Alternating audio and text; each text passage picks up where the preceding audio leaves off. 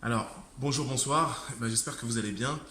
Bienvenue pour un nouveau moment CK.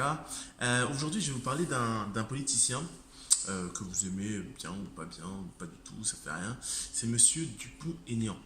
Alors, mon petit Nicolas, qui s'est permis une petite remarque. En fait, c'est une généralité qui a bon dos en fait. Et je trouve ça un peu dommage finalement qu'on l'utilise justement pour des élections européennes, hein, et qu'on s'intéresse justement à l'Afrique et au fait que les Africains fassent trop d'enfants. Alors, bon, ça c'est... Enfin, statistiquement, le taux de natalité des Africains, bah oui, enfin, il est plus élevé que le taux de natalité des Européens. Mais il faut bien se rappeler d'une chose. Le continent africain est le continent le moins dense du monde. Donc là, c'est juste pour rappeler que finalement, les Africains, oui, enfin, ils ont le droit pas de faire ce qu'ils veulent, mais si, un peu quand même, dans le sens où finalement, il y a toujours de la place. Et donc, c'est pas le fait qu'il n'y ait pas assez de place qui pousse à la migration. Ce qui pousse vraiment à la migration dans les causes migratoires, ce sont surtout les conflits et la misère d'un continent, oui, le continent le plus riche du monde. Alors, c'est ce paradoxe auquel il faut s'attaquer.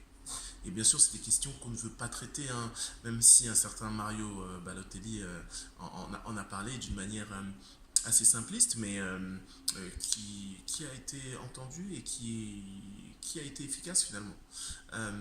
Oui, ce continent, lieu de convoitise notamment due à ses ressources minières, ses ressources liées à son sous-sol, hein, mais aussi liées aussi à tout ce qui est forêt, et en fait toutes ces ressources qui finalement sont les ressources du monde.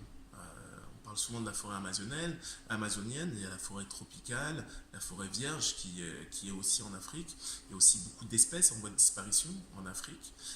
Il y a beaucoup de choses à faire et beaucoup de choses à protéger. Et je ne vais même pas entrer sur le terrain de la philosophie et de la spiritualité, mais je vais plutôt entrer sur le terrain des valeurs. Parce que oui, il y a beaucoup de valeurs qui se perdent, que ce soit en Occident ou finalement dans toute cette culture globalisante associée au capitalisme libéral, qui nous empêche de voir que finalement on a perdu notre humanité ainsi que notre bon sens. Vivement le retour de la raison objective, hein. Et puis on dit à bientôt. Allez.